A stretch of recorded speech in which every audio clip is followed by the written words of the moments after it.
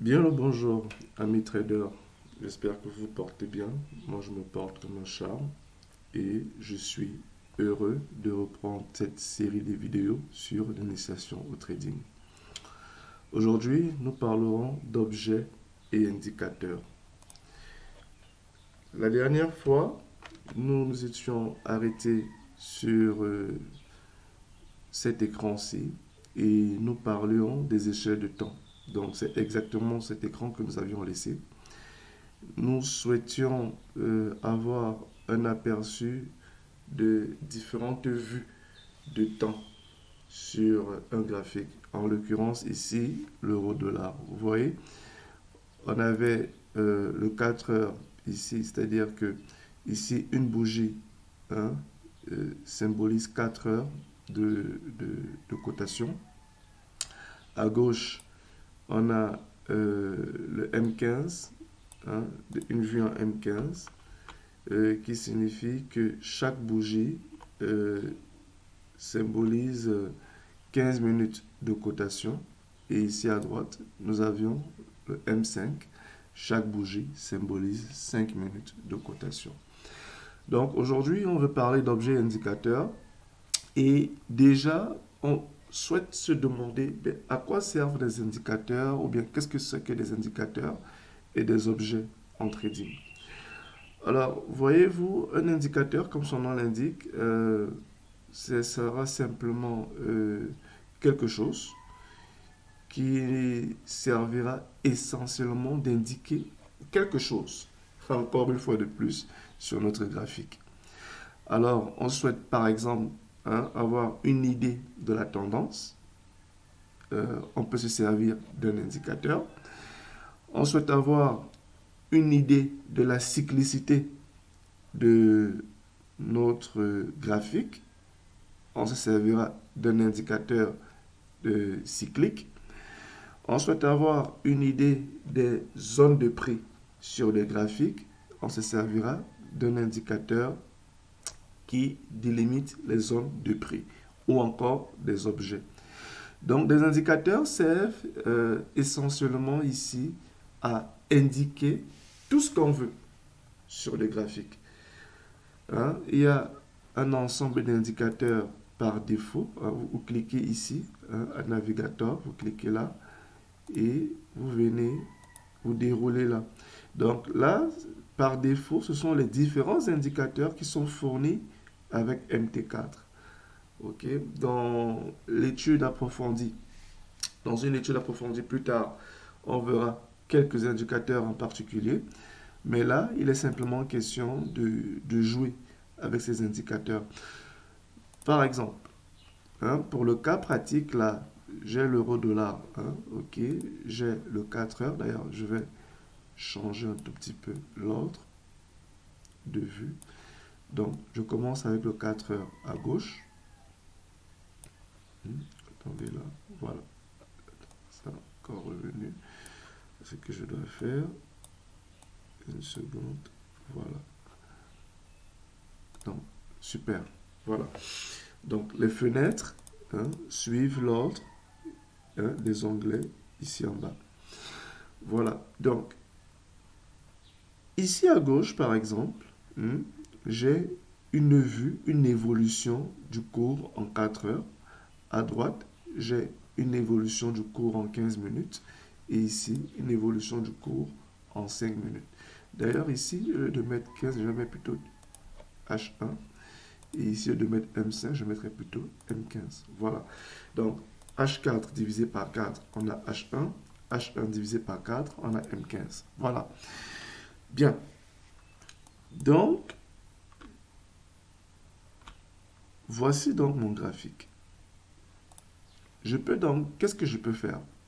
Je peux, ici, si je clique sur indicateur, hein, je déroule au niveau de trend, je peux utiliser une moyenne mobile, moving average, d'accord, que je vais déposer là. Et qu'est-ce qu'on me dit? D'accord, on me demande de renseigner la période, d'accord. Le shift, bon, c'est un paramètre qu'on verra. En fait, le shift ici veut dire décalage, d'accord, mais on le verra plus tard qu'on étudiera en profondeur les moyennes mobiles. Donc, ici, je vais régler la période à 20. D'accord? Je vais mettre une couleur visible et je vais renseigner le trait afin que... Je vais épaissir le trait afin que tout le monde puisse voir. Ok. Donc, voici, je viens de placer sur mon graphique en H4 le premier indicateur, la moyenne mobile. D'accord? Sur 20 périodes. Donc ici, qu'est-ce qu'on peut déjà voir? C'est que les indicateurs, pour certains, ont un paramètre de période. D'accord? On reviendra sur la période le paramètre période des différents indicateurs dans des cours prochains. Voilà, donc ici, je me rends compte, par exemple, que cette moyenne mobile, elle est baissière et là, elle commence à s'aplatir. Ça me donne donc une information du graphique de l'euro-dollar en 4 heures. Et précisément ici, là, présentement, en ce moment où nous parlons, la moyenne mobile est aplatie. D'accord? Qu'est-ce que cela m'indique? Ça m'indique que le cours n'a pas de direction au moment précis que nous parlons. Le cours n'a pas de direction. D'accord? Bien. Si je remets la même moyenne mobile sur le graphique en H1, alors, vous voyez, ici, j'ai une autre indication. En H4, j'ai une indication. En H1, j'ai une autre indication. Et quelle est l'indication ici en H1? C'est quoi? C'est que, regardez, là, en ce moment précis où nous parlons, la moyenne mobile pointe vers le haut. Donc, le cours est parfaitement haussier sur l'unité de temps H1. Voyez-vous? Regardez, je viens maintenant en M15 et je vais essayer d'ajouter la même indication. Vous voyez? Qu'est-ce qui se passe? C'est que là, présentement, en M15, le cours commence à être haussier. En H4, il n'a pas de direction. La moyenne mobile est plate, ce qui symbolise que le marché n'arrive pas à faire de plus haut. Regardez par exemple. Vous allez voir que généralement, les indicateurs sont en étroite corrélation avec le cours, avec le prix. Vous voyez, là, tac. Là, maintenant, c'est les objets. C'est l'objet trend que je suis en train de placer, là, en H4. Qu'est-ce que vous voyez? D'ailleurs, je peux le faire comme ceci. Tac. OK, pour ne pas brûler les étapes. Vous voyez, là, hop, là. Donc, qu'est-ce que cela veut dire? Cela veut dire que sur les 20 périodes, sur les 20 dernières bougies, ici, là, le cours n'a pas encore réussi à faire un plus haut. Et donc, la moyenne mobile est plate. On essaye de vérifier cela. On va compter. Regardez. On a 1, 2, 3, 4, 5, 6, 7, 8, 9, 10, 11, 12, 13, 14, 15, 16, 17, 18, 19, 20.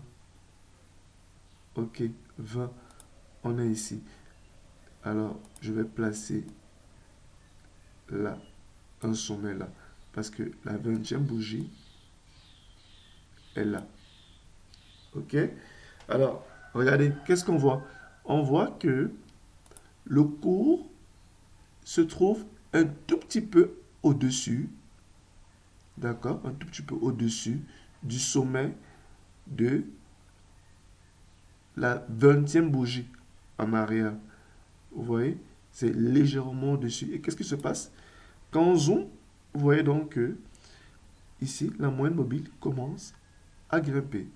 Donc, ça indique que sur les 20 dernières bougies qui ont été dessinées, donc les 20 dernières bougies en 4 heures, d'accord? Il faut noter que si j'ai 20 bougies en 4 heures,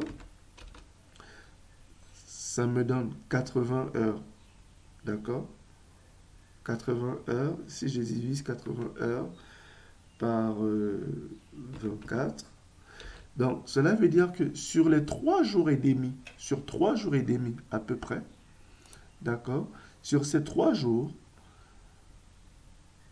je commence à avoir un cours haussier. Donc j'ai une certaine indication. Ici en H1, c'est une autre indication. Le cours il est haussier sur les 20 dernières bougies. D'accord? Si on compte les 20 dernières bougies. Attendez, on va essayer. On va essayer.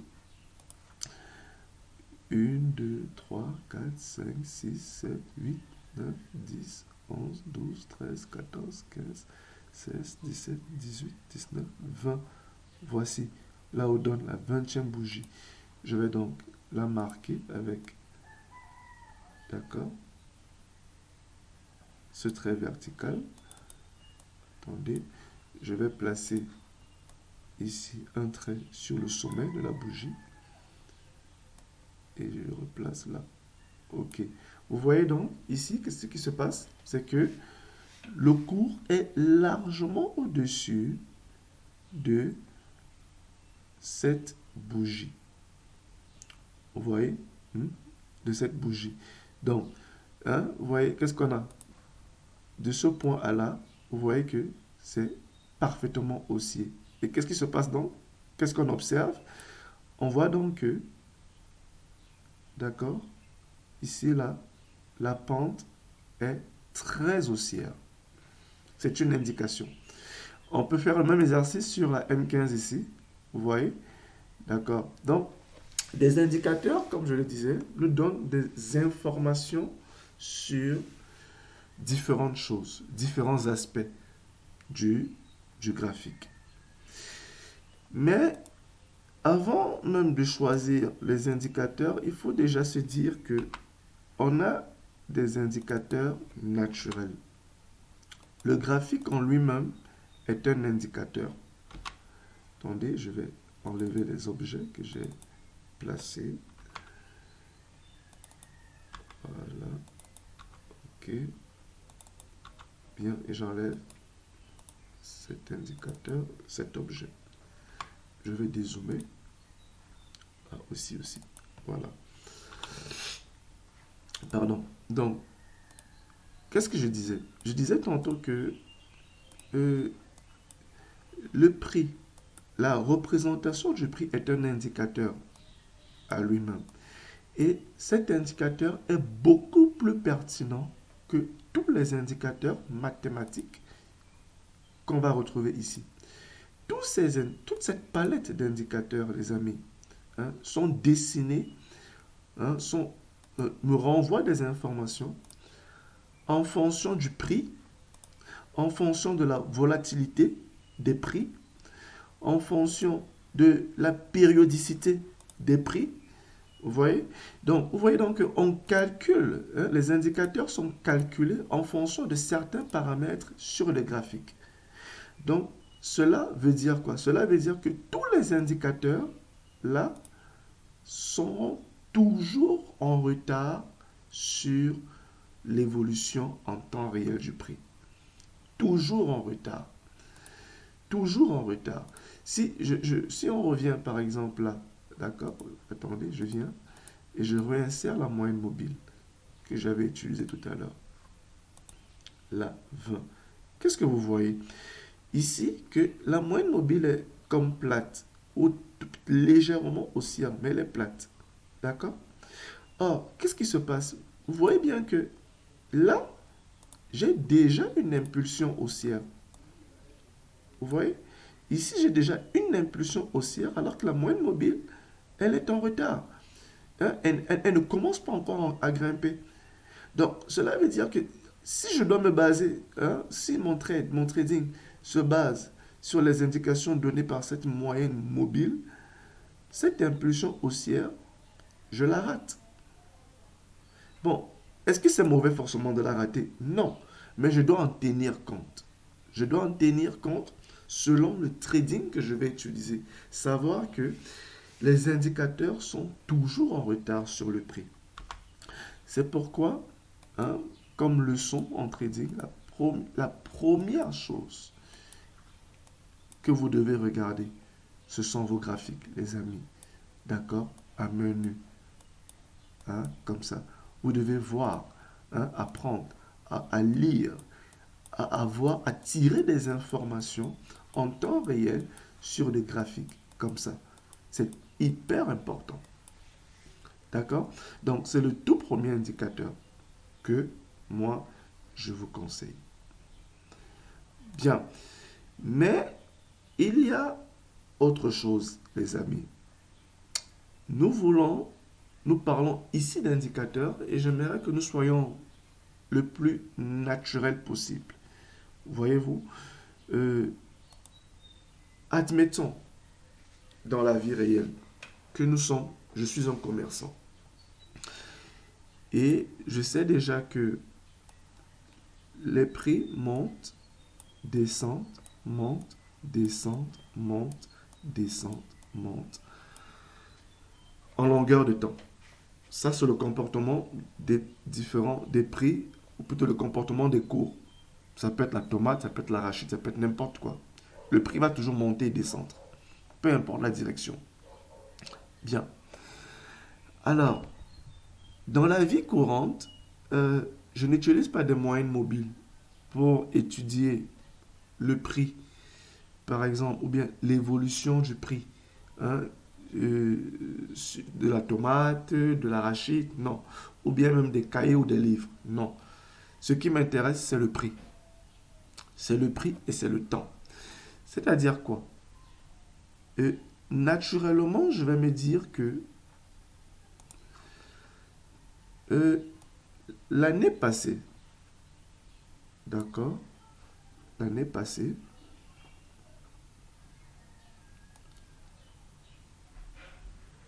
ok, j'essaie de faire des lignes verticales. Je vais simplement me dire que l'année passée, le prix, là, je sais pas, de l'arachide, je sais pas trop quoi, d'accord, disons arachide. On va prendre quel actif là? Non, pas l'arachide, disons, non, disons d'une tennis que j'aime bien, d'accord? Donc, ou bien d'un téléphone, voilà, d'un téléphone. Le prix de mon téléphone, l'année passée, de la marque d'un téléphone que j'aime bien, valait 50 000. Là, c'était l'année passée, c'est-à-dire on va se projeter en 2020. Donc, en 2020, ce téléphone valait 50 000. En 2021, d'accord? En 2021, on est là. En 2021, ce téléphone vaut plutôt 35 000. Bien. Et là, nous sommes en 2021.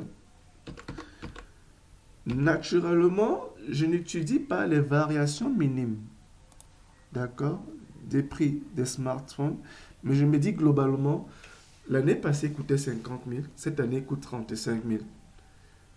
J'ai une indication, d'accord, du comportement de ce smartphone. Le smartphone, il a baissé. Et cette baisse est traduite simplement par cette courbe qui décroît.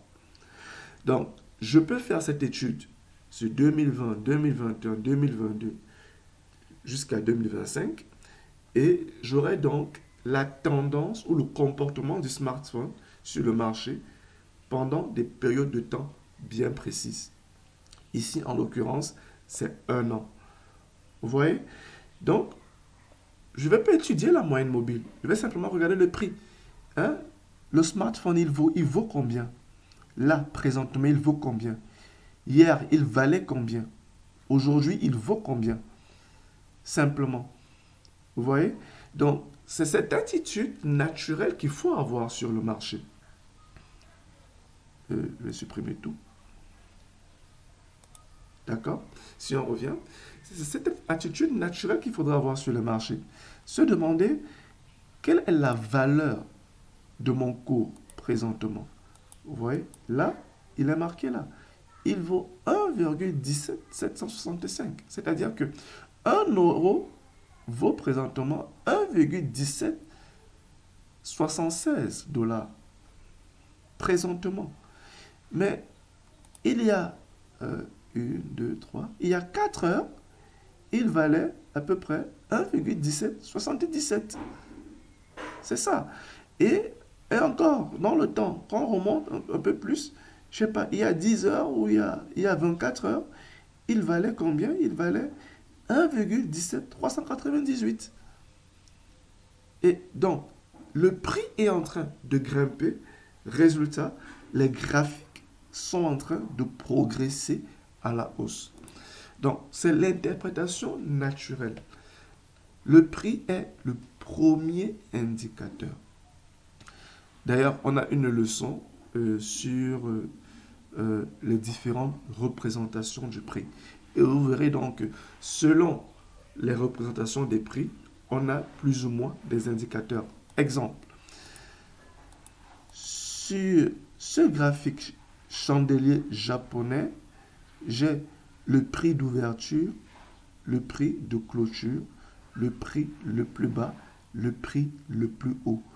Donc, à chaque fréquence de cotation, à chaque période de cotation, 4 heures, 1 heure, j'ai 4 indications qui me sont données par ce graphique.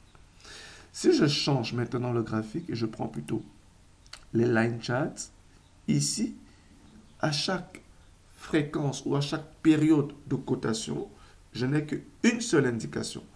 Parce que ici, la ligne ne dessine que les prix de clôture uniquement. Vous voyez? Donc, chaque 4 heures, chaque 1 heure pour les line charts, je n'ai que le prix de clôture. Ça me donne une indication chaque heure. Alors que avec le chandelier japonais, j'ai 4 indications tous les 4 heures ou chaque heure. Bon, maintenant, le débat, quel est le meilleur indicateur? Il n'y en a pas. Tout dépend de vos omelettes. Ce que je veux dire que si vous aimez du sel, vous mettez du sel. Si vous aimez du sucre, vous mettez du sucre. Si vous aimez de la tomate, vous mettez de la tomate. Il n'y a pas de préférence. Ici, l'appréciation des indications ou la pertinence des indications ne sont en fonction que de ce que vous êtes à l'intérieur de vous, de votre propre perception du marché, les amis. Donc, voilà à peu près les indicateurs. Mais je ne vais pas finir cette vidéo sans vous présenter des indicateurs naturels que j'aime bien. À savoir le sweet spot, d'accord, qui est un indicateur que j'aime beaucoup. Donc, je vais taper la MT4. Sweet spot. D'accord, sweet spots MT4. C'est un indicateur qui me renseigne sur les zones de prix. Souvenez-vous, j'essaie d'être le plus naturel possible. D'accord? J'essaie d'être le plus naturel possible. Donc, on attend un tout petit peu, ça va charger.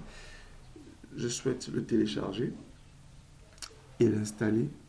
D'accord? Du coup, je vous montrerai comment est-ce qu'on installe un indicateur bien. Donc, le voilà. Il dessine des zones de prix. Donc, je vais le download. J'espère qu'on ne me demandera pas. Oh, super. Ok, j'ouvre le répertoire. Bien, une fois téléchargé,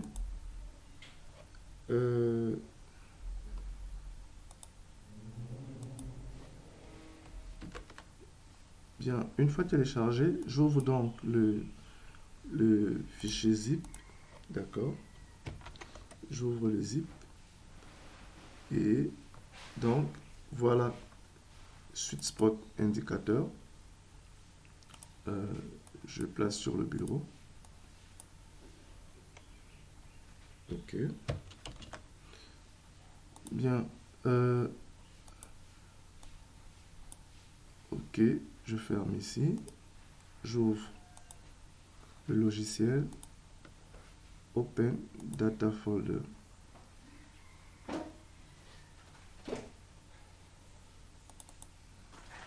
Dans le dossier indicateur, je vais placer le fichier. Bien. Ok. Il est placé. Je ferme. Je ouvre le logiciel et je clique là. Donc, ensuite, je fais un rafraîchissement. Je clique sur Refresh. Je patiente quelques secondes.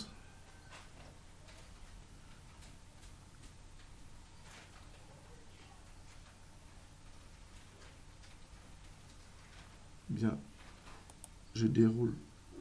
Et vous voyez ici, j'ai le sweet spot indicateur qui s'affiche maintenant. Je vais donc le placer là, sur le premier graphique. Et donc, j'ai des paramètres. Hein, on me demande, je veux des lignes, hein, je veux afficher cette ligne de couleur à peu près pour quelle périodicité du niveau de pic. Bon, attendez, je vais mettre ici en gris. D'accord, je vais prendre un gris. Voilà, gris léger. Donc, ici, je mettrai chaque 10 pips. Je mets 100. Et je veux qu'il m'affiche un gris foncé comme ceci, chaque 100 pips. Et je mets là 1000 et je valide. Vous voyez, qu'est-ce qui se passe si j'agrandis là? Vous voyez que dorénavant, j'ai des niveaux de prix. Bon, naturellement, là, je suis en 4 heures, c'est pas très pertinent parce que j'ai choisi 10 pips et 100 pips. Mais pour la zone de 4 heures, c'est pas très pertinent. Attendez, je vais le faire sur du M15. D'accord, sur du M15 là. Je vais mettre OK 10 pips et ici 100 pips. Voilà, changer les couleurs, mettre d'abord du gris ici, light gray, et là du gris foncé. OK, voilà, regardez maintenant, vous voyez, donc la distance entre des lignes équivaut à 10 pips. Donc, ça veut dire maintenant qu'en plus d'avoir un graphique à l'œil nu, et là, chaque fois que je vois une ligne foncée comme ça, je sais que le prix a franchi un 100 pips. Simplement. Donc, la distance entre les lignes sont de 10 pips. Hein? La distance est de 10 pips. La distance entre les lignes est de 10 pips. Donc, cela me renseigne en quoi? Ça me renseigne que chaque fois que le prix atteint une zone, je sais qu'il a parcouru 10 pips. Je sais que le cours a parcouru 10 pips. C'est une information intéressante. Et dans la nature, dans la vie réelle, c'est ce qu'on fait quand on va au marché. On sait généralement que le smartphone a évolué de 1000 francs. Il a évolué de 2000 francs. Et donc, je peux maintenant faire une étude et de dire, à chaque évolution du smartphone de 5000 francs, je veux savoir où je me trouve. Je veux marquer l'évolution. À chaque évolution de 5000 francs, je marque. Et cette évolution-ci ne dépend pas du temps. D'accord? Donc, voilà à peu près comment est-ce qu'on peut utiliser les indicateurs, chers amis. et avoir des informations que nous voulons selon notre profil, selon ce que nous souhaitons. D'accord? Donc, et parlant des objets, bon, les objets, généralement, les ALA, drive, train, ces lignes, ce sont des objets. Ce sont des objets visuels qu'on place sur le graphique afin de déterminer, bref, ce qu'on veut. D'accord? Tout ce qu'on veut. Des sommets, des résistances, des supports, tout ce que vous voulez. D'accord? Vous pouvez utiliser ces objets. Et il y en a qui sont beaucoup plus techniques. D'accord? Par exemple, comme ici, le ratio de Fibonacci. Bon, bref, ça, on reviendra certainement sur ces outils-ci beaucoup plus tard. Mais grosso modo, vous êtes maintenant capable, d'accord,